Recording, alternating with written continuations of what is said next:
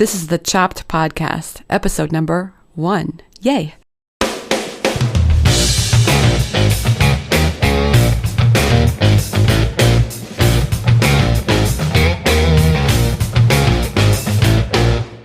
Hey everyone, thanks so much for joining me today. This is episode number 1 of the Chopped Podcast. You know, I'm actually really excited about today's podcast because it's the very first episode of Chopped Podcast. This is a podcast that's designed for people just like you, bloggers who love food. I think food is such a great topic. It's really obviously it's a part of our everyday life, but sometimes I like to think about, the average family that may be running around in 1,000 different directions. And then like the one time they sit down together in that day may be around the kitchen table. And it may be eating a recipe that they got off of your site.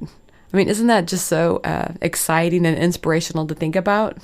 So on Chopped Podcast, our goal is to be interviewing people about things related to food, particularly blogging, like recipe development, food photography, styling, writing posts, editorial calendars, and so much more. But the goal is to create some order out of all the chaos that I know that we all feel as food bloggers. Hopefully we'll figure out some things that work and maybe even a little bit about what doesn't. That's one reason I'm thrilled that our first guest today is Tessa Arias, because she's such an amazing blogger and she's behind the site Handle the Heat. In addition to running that successful blog, she's also launching a new food blogging program called the Food Blog Academy with that very same goal, which is to help bloggers try to take that leap into full-time blogging. Tessa and I talk about when she found her passion for cooking and for food and some of the techniques that she's used to help her readers. Some of that, she's had some posts that have gone viral and we talk about that. And she also has a really great tip that I love about how to do some tasks that as you don't really like to do. So the example I think that she gave was, negotiating something with a brand or some kind of sponsored post, and how sometimes it's easy to kind of dread those kind of tasks. Well, Tessa has a really cool trick for a tip, I guess, for helping get past that. So I think you'll love that. But before we get into the interview with Tessa, I just wanted to say a big thank you to the sponsor of today's episode, Best Food Facts. From information on the latest research topics to how long to cook your veggies and everything in between, Best Food Facts connects you with information on all things food, straight from university experts. I know I've used them many times and I've found them to be a great resource. So head over to bestfoodfacts.org to learn more. Okay, it's time to get right to it. Here's my interview with food blogger and professionally trained chef, Tessa Arias of Handle the Heat. Tessa, I'm so happy that you decided to be on the show today. Thanks so much. Thank you so much for inviting me. Great. Well, I want to get right down to it. Everyone knows you from your fabulous site, Handle the Heat. I love that site. Can you describe to basically how you got your start? Yeah, so basically, back in 2009, I was actually about to enter my first year of college, and I felt a little bit lost in life. And I felt like all my friends had all these amazing passions, and they knew exactly what they wanted to do, and I was just a little lost, and I had just been developing kind of an interest, though, in food and cooking and baking. And I was realizing I was spending like hours every day watching the Food Network or reading cookbooks or magazines, and none of my other friends were doing that. And so I kind of just fell into that, and I had always been online interested in blogs and creating websites, and so it just seemed like a natural thing to start a food blog just to kind of explore this passion a little bit more. And within like a year of me just food blogging just for fun, I had a post that actually went viral, and that's kind of when I realized like, oh wow, this is a serious platform that I can really expand on and have a lot of fun with. And then since then, it's actually turned into a full-time job for me. That's amazing. And I noticed that you went to culinary school as well. Where did that fit into this time frame? Yeah, so as I mentioned, I was just starting college, and I love school. I've always loved learning, but I didn't feel like I had a really solid direction that was really I felt passionate about. And so about halfway through college, I actually took a break and decided to go to culinary school. And that was because of the blog and because of this passion that I had been cultivating for a couple of years at that time now. And so I took a break and went to culinary school, and that just seemed like the next natural thing to do if I wanted to take this to the next level. And I went to culinary school with the intention of always staying in food media. I never necessarily wanted to spend a career working in restaurants because that's like just tough work and on your feet all day long. Yeah. Yes, I am not cut out for that, and long hours and nights and weekends. So, and I love teaching other people what I know, and it's just something that I love to do. So I took everything I learned in culinary school and I've turned it into things that I share with my readers, tips, tricks, kind of like the science behind why things work, especially with baking.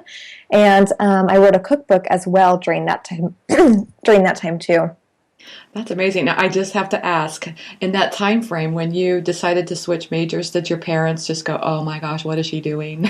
You know, it's really funny. I put way more stress on myself about that. I ended up getting both my bachelor's degree and a culinary degree within the 4 years following high school. So it ended up all working out, but I wasn't sure I was going to be able to do it. But I had a long talk with my mom one night, like at the crack of dawn. I was so stressed out about like where I was going with my life. And my parents have always been 100% supportive of what I'm interested in or what I want to do. So that was always really awesome to have their support. That is really nice. I mean, just having somebody in your life that can be supportive is so helpful. Definitely. And they know me that I'm not, going to drop out or anything like that. I always took school really seriously. And so were you interested in food as a child, or it just kind of came up when you were, in your late teens or getting ready to be done with, high school and starting college? Yeah, actually, you're right. It didn't come up until later in life, and none of my family members, neither of my parents or grandparents or anything like that, actually like to cook. Oh, wow. They love you now then, huh? I know, exactly. I actually say that is how I developed an interest in it, is because I was so sick of eating the same things all the time because no one liked to cook, and so I just had to figure it out for myself. Someone's got to do this, right? Exactly. That's great. Well, and I noticed there's kind of an approach to your site about teaching, like you've got your Ultimate Guide series that really kind of breaks things down. And I wonder if maybe that's because of your, later interest in this. In other words, maybe when you start something so young in life, people tell you this is how you do it and you just accept it. And you seemed like you ask a lot of questions. That's a really good point. I never really thought about it from that perspective, but yeah, and especially since later in life it became a passion, and because I went to culinary school and saw, the behind the scenes kind of how a recipe is created or how a dish is made and what the science is and why this works or that doesn't. And that really resonated with my readers. And so that turned into a whole series, and it's going, I have bigger plans for that. And it's just been really fun to help people kind of understand, like, if you want something to turn out this way, all you have to do is tweak this ingredient, and then it can be your perfect version of a brownie or a cookie or whatever it is. That's great. And that kind of love of experimentation is a part of that. Yes, definitely. What's funny, too, is that I was never a huge fan of science class in school. Yeah. And so, but it's like once you find something that you can be really passionate about and interested in, it just makes so much more sense. Like if they had taught chemistry class about cookies when I was in high school, I would have loved it. Yeah, I mean, it's interesting because there is a little bit of science behind the cookie. For example, somebody asked me once, this was several years ago, why do you have both baking soda and baking powder in a cookie recipe? And I thought, oh, well, that's a great question. So then I started researching that, and, I never even thought about it before that. Yeah, and it's funny because, I think it all started from when I was first trying out baking and trying to make my own recipes. And, if you'd make a mistake, like accidentally leaving out the baking soda or something like that, or you switch, it totally affects it. And then you're like, oh, well, maybe if I understood how this all worked, it would make it so much better. Yeah, and I want to clarify for somebody who's listening and isn't familiar with your Ultimate Guide series, it seems like that's the kind of thing that you do in your Ultimate Guide. You'll actually have pictures of these different kinds of chocolate chip cookies, and here's how they're made with different ingredients. Yeah, so what I do is, and I've done it for numerous types of foods by now, but what I do is I take a very basic recipe, say for a cookie or a cupcake, and I make upwards of 6 to 8 batches, tweaking just one small variable at a time. So maybe I'll change like the leavener, or baking soda or baking powder, or the type of flour, or the type of fat, or sugar, or the baking time or temperature, just to see how those little changes impact the final product. And they make, baking is a science, so it does make a big difference when you make what seems like a small change. And that's cool. That's like the combination of both the art and the science. So the art is, how do I want this cookie to turn out, and how do I want people to enjoy it and savor it, and then the science is really like, what are the tricks and things that I'm going to do to make that happen. Yeah, and I've had so many readers come and say, I love my cookies cakey, and now I finally figured out how to do that, or chewy or soft. And so it is really cool because it's teaching someone how to actually customize recipes and make it their own. Oh, that's so great. I would tell you that I just finished the Ruby plant-based certification course. I saw that on your Facebook page. Congratulations. Thank you. It was a lot of work. And so I feel a little bit of respect for what you've gone through in culinary school, because it's not culinary school, but we spent a lot of time in the kitchen. And it's, it was a 6-month certification program, and I loved it. But oh my gosh, my feet would be killing me by the end of the day. Oh, I know. And when I went to culinary school, half of my classes were actually night classes, and they didn't end until 9:30, and I would come home and I would just be like, I don't even want to eat dinner. I'm so sick of food. Oh, yeah, so I know how that feels. And actually, that leads me to another question, because it's something I've heard from a lot of food bloggers is, how do you handle all the eating? You know what? It either goes in the freezer, if it can, for later at some other point in time, or I give it to a neighbor or friends or family, because there's only 2 of us in the house. And so if I'm testing out, if we're an ultimate guide and I have 8 batches of chocolate chip cookies, there's no way we're going to only eat so many of them. Exactly. Yes. So let's talk about, I noticed that you have your blogging academy, and I love how you talk about, a lot of people will focus on food blogging on traffic. And I love that you just come right out there and you say, it's not only about the traffic. It's about, you can turn it into a business without focusing on that. Yes. That's something that I was actually just thinking about last night. I was writing some notes for myself, because I did just launch Food Blog Academy, which helps other food bloggers transform their blogs into their dream job, like I've done. And I think we do tend to get caught up in our own little world of checking our Google Analytics every day and seeing how many people came to visit. But, those numbers can be great benchmarks, or how many Facebook likes we have or whatever. But it's really to me, and it's going to be different for every blogger because everyone defines success differently, but it's if someone is coming back to my site over and over again, if they're commenting, if they're emailing me, those things matter so much more to me than the amount of page views that I have, because that means that people are actually valuing what I'm doing, and they're not just coming to my site and then leaving and then never coming back again, because that number doesn't mean anything to me, and I could have 1 million of those and it wouldn't mean much. And I think that's so important, because as the food blogger, I think there are so many people out there trying to do the right thing, but they don't necessarily know what the right thing is. Should I have 5,000 followers on Twitter or 10,000 on Facebook? And if you focus on those things, are those the things that you should be focusing on? Or is it, more about the content on your site? Yeah, exactly. And I think too, for myself and for the people that I am, enrolling in this new project of mine, we all want to make a living off of our blogs. And so, for example, a new student of mine, she actually has over 1 million more page views than I have on my blog and makes half the amount of money. Wow. And it's all about how it's set up. And so the amount of page views, it really doesn't matter if you're being smart, and if people are being willing to either pay you to create sponsored content or pay you for an ebook or whatever it is. If there's actually money exchange, that to me means that there's so much more value in what I'm doing than any page view or number of social media followers. Yeah, exactly. And I love, in fact, going along with that, I loved your post that you shared recently, why I stopped blogging for bloggers and feeling guilty. That's a common thing, isn't it? We get in these, and I think it's something that food bloggers do a great job, and they network with each other so well, but it also can turn into, it can stymie you a little bit. Exactly. And it's hard to be around all these other amazing food bloggers all the time and feel like you are doing something differently, then that equals something that's not as good, Yeah. I think is kind of the inherent assumption, which couldn't be further from the truth, because I know so many different bloggers who have pursued different roads and it's led them to success in different ways. Right, exactly. And I think that's the theme that I'm hearing you say is like finding what works for you and for your readers Yeah, and exactly. kind of falling in love with that and not, like letting that be your passion. And if you create amazing content for your readers and they are your number one obsession, then everything else will just kind of fall into place eventually, because people are going to see the value in that and they're going to want to come back to you and they're going to look forward to what you do, and they're going to share your content as well. Oh, that's great. So here's a quote from that post that I really like.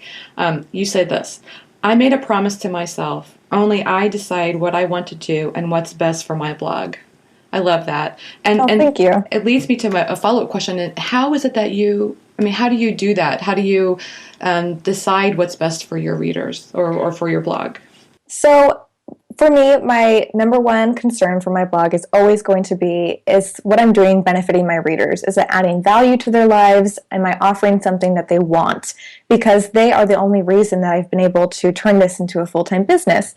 And so I will send out surveys. Before I do anything or change anything, I will ask my email subscribers who are engaged with my content. I'm always communicating. And one thing that I do is I actually, when someone new subscribes to my email list, I have an email that automatically sends to them asking what their biggest struggle is in the kitchen. And the responses that I get from that, I get hundreds of responses from that. It's incredible. And it really kind of gets me in tune with what my readers are wanting and needing. And if I just produce content that is in line with that, then everything kind of just works out. Yeah, that's really great advice because, I can see where a lot of approaches are, it's almost like, you're talking to somebody and you're not listening to what they have to say, or, you're not caring what they have to say. But it sounds like what you're saying is you're actually creating dialogue.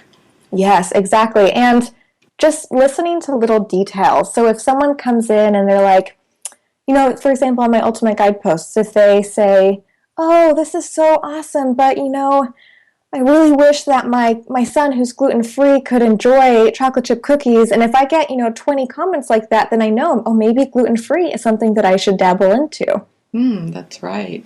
And that's not an easy dabble. I do gluten-free, some gluten-free on my site, and it's not easy. Gluten-free recipes are hard. No, it's not. But so are vegan and vegetarian. I so applaud you for creating amazing recipes that are also, as a side note almost, like you would never guess, that they're also vegan. Well, thank you. I will say, one thing I'm inspired about this plant-based pro course is that, I can easily get into the junk food side of vegan recipes. People always assume that it's so healthy, but I am really drawn. I think it's because I'm from Missouri and it's, I have these small town roots. It's like, I'm using cake mixes and, Oreos. Oh yeah, I forgot Oreos are vegan, aren't they? In the States, and I think I've read in England they're not, but at least here in the States they are. Oh, that's funny. Yeah, so I have to kind of push myself to get to the healthier side of things too. Yeah. So tell me, what's your favorite part about food blogging? My favorite part is always when I get an email or a comment from someone who says that they made a recipe and they loved it and their family loved it, or it was part of their special occasion or a holiday. I just feel so honored to be able to be a small part of someone's joy that they have that one time through the day. Oh, that's amazing. If you could synthesize, you work with food bloggers, like you've got this course and so you've worked a lot with food bloggers. If you could synthesize the number one problem you see with most food bloggers, what would you say that is? I would say it's overwhelmed. They feel there's so many different things that they should be doing. They need to be on Facebook and doing emails and food photography and content and SEO, and there's so many different aspects of food blogging that you don't realize until you're kind of in the trenches with it. And focusing on making one thing the thing that you're awesome at a time has really been my approach. So, right now, for example, I'm really focusing on Pinterest and getting more followers and more engagement and more traffic from Pinterest. I can't be doing that at the same time that I'm doing all the other platforms. Otherwise, they'll all kind of suffer because of it. So I think just having discipline and focus and not letting what other people are doing or saying or recommending always influence what you're doing. Because even if I say something, even, with the success that I've had or the knowledge that I have, it may not work for someone else. Oh, yeah, that's so true. Yeah, I mean, because you don't know the circumstances that they're in, the things that they're doing it, or how they're using the photos or whatever. It all makes a big difference. Exactly. And everyone has a different audience as well. So just because my audience is on Pinterest doesn't mean that yours is on Pinterest, for example. Yeah, exactly. And I think for me personally, the thing that I struggle with, I have, I have worked from home for a long time, but typically for companies. And so I find that to be very easy. People will oftentimes say to me, how do you work from home? Don't you get so distracted? I would be off doing this. And I never have had that problem. But working from home for myself, that is another story entirely. And especially with food blogging, because there are so, like you say, there are so many parts of it. Like I could spend, I could spend hours watching videos on how's the best way to do a pin, or how's the best way to, to do your email campaigns. And the next thing you know, my day is wasted. I haven't done anything as far as creating content. Exactly. So one thing that I always like to do is to start my day with the most important activity, where if I were to go to sleep at the end of the day, I'd be happy with what I've accomplished. I know that I did something that actually moved me closer to my goals, and then everything else kind of goes secondhand. Great tip. I love that one. Okay, so tell me, Tessa, what's your least favorite part about food blogging? My least favorite part is probably dirty dishes. Oh man. And also, I would probably have to say, like, putting everything together once I've already spent hours working on it, like actually sitting down and pulling all the photos together and editing the recipe and writing the post, because I've already spent so much brain power on this. I just want to get it out there. I know. And then sometimes you're excited about it too, right? Like, Yeah, like I have a post coming up tomorrow that I just want to share it immediately, but I usually post on Fridays, and that's what people have come to expect of me. So I'm like, well, you guys are going to be so excited for tomorrow's post. well, so that's a question too. Do you post on a schedule? I do, and it's not because I feel like, I'm chained to a schedule or anything. It just makes it easier for me to know I post on Mondays, Wednesdays, and Fridays. And it just simplifies things, and I think my readers have come to recognize that, and they almost expect new content those days. That's cool. And I noticed that you have video on your site too. I mean, they're great. I love your videos. Do you Oh, do thank those you. yourself? I do. I do them all myself. It's a lot of work. It is. Video is a lot of work. I was very ambitious when I started, and I did 4 videos a month for a few months, and now I've narrowed it down to 2 because it is so time consuming, but it's so much fun. And I know so many people are visual learners, so just seeing how a recipe is done and seeing the kind of the physical movement behind it, it makes it so much more approachable. Well, yeah, and hearing your voice and seeing you, it just makes me feel like, I know you already. Good. Yeah, I guess that's kind of the goal too. Like, welcome to my kitchen. Yeah, exactly. And it is my kitchen, and it's totally like that's just me. I don't really do anything special to try to make it look any different than it actually is. So hopefully it seems, realistic. Yeah. And you mentioned overwhelm is a problem that you see for bloggers. Do you ever face that yourself? Oh, of course. But in the past, like I would say maybe 6 months, I've kind of had a shift in how I approach things. And like I was mentioning earlier, just being super focused and disciplined. And I've actually started to take tasks that are maybe like, for example, learning how the best way to pin something is and scheduling those pins. I've started to hire those out to like a virtual assistant, and I've hired blog contributors, because those are the tasks that, although they're important, they don't directly make my business money. They actually cost me time and money to do them, because if I'm sitting there for 2 hours a day pinning stuff, which is something that I could pay someone to do for a relatively affordable amount, I could be spending that time strategizing and developing content and kind of doing the bigger picture CEO type tasks that really move my blog to the next level, move my business to the next level. That might be creating products or other services that I can offer, and those are the things that actually generate income for me. Oh, that's great advice too. And so does that mean that you work from like an editorial calendar? Your goal is to be kind of working out ahead of the game?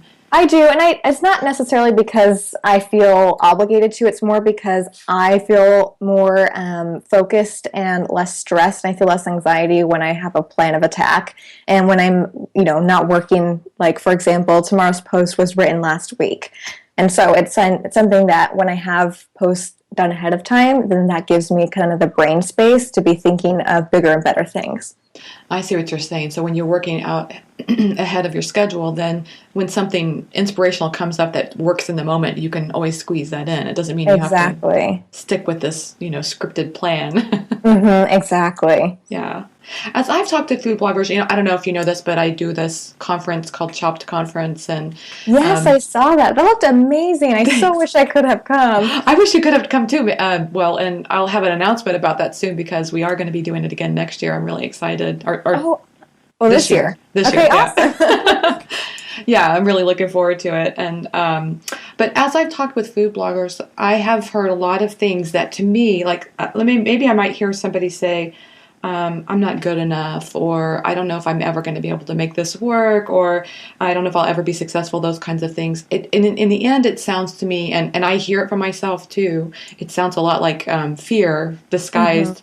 And I'm curious if you have advice for people who are dealing with those kinds of issues, like, the fear side of being a blogger. So I actually have a really specific piece of advice for that, and it's something that I think hopefully whoever's listening will find really actionable. So I, in my discussions with food bloggers about, fear or what they're struggling with or feeling like, that's kind of like imposter syndrome where they don't feel qualified or they don't feel like they have what it takes. I get, whittle it down to maybe there's a specific thing that they're actually really insecure about. So maybe it's their photos or the fact that they're not working with brands, or it's their traffic. So as bloggers, we wear so many different hats, and what I suggest and what I've done that's actually worked really well for me is that when you put on a hat that maybe you're not comfortable with, so for me that might be negotiating with brands to work with, for example, or maybe that means like having to share my numbers with someone else for whatever reason. I actually put on kind of like an alter ego. So that might mean wearing glasses or putting on lipstick or wearing like a business outfit, for example, and kind of approaching it like someone else would. So if I know a blogger who I think is awesome at negotiating or is so good at this or that, I will kind of emulate what I think they're doing. And so it's like I'm not doing it myself, I'm doing it as someone else, and the fear kind of goes away because it's not me. And it's not me with those insecurities or those fears, it's me doing something else, kind of like an act. I love it. It's kind of like my what would Oprah do kind of thing. Exactly. And if you can like really get into that mindset, and it helps to have a physical like representation of it. If you can really kind of dive into that, then it kind of is fun. And you realize, like, what am I so stressed out about? Or what am I so worried about? If this person can do it, I can be just like that person for at least 30 minutes out of my day. Yeah, exactly. And I love this concept of, you're basically putting on a costume to help you, embody some attributes that are not your strengths. Exactly. Yeah. You can imagine an actor when they, if they're rehearsing and then they have the dress rehearsal before the performance for that very reason. And it helps you kind of get into that mode of work or that character or whatever you're doing, because I think also as food bloggers, we are very creative and sensitive, and we spend a lot of time in that mind space. So when we have to flip it and become maybe like researchers researching our audience, or we have to become, negotiators or people who close deals, or those are totally different mindsets and they're totally different hats that we have to wear, and to switch from one to the other can be really tough. So I think it's good to have kind of like a physical and mental mode that you can just slip into for that. Yeah, and another thing I'd like about that is, here's what I've said to many people, like my daughter. Anytime that she was interested in something, I would always encourage her by, getting lessons for her. Like, for example, she was into tennis for a while, so she got tennis lessons. But I think how seldom that we do that for ourselves. That we actually would reach out to help get, to hire someone to help us or get us coaching. So I think that's what I'm hearing you say too, is, it also is helpful to reach out to other people that are very good at that.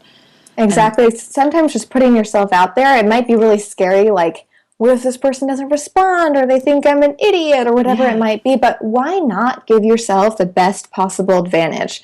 If someone has that expertise and you can get some of that from them, most of the time, my experience at least has been food bloggers are more than willing to help others and share their knowledge and share their wisdom. And so why not? Why not do that? And if that person doesn't respond, you're right back to where you started anyways.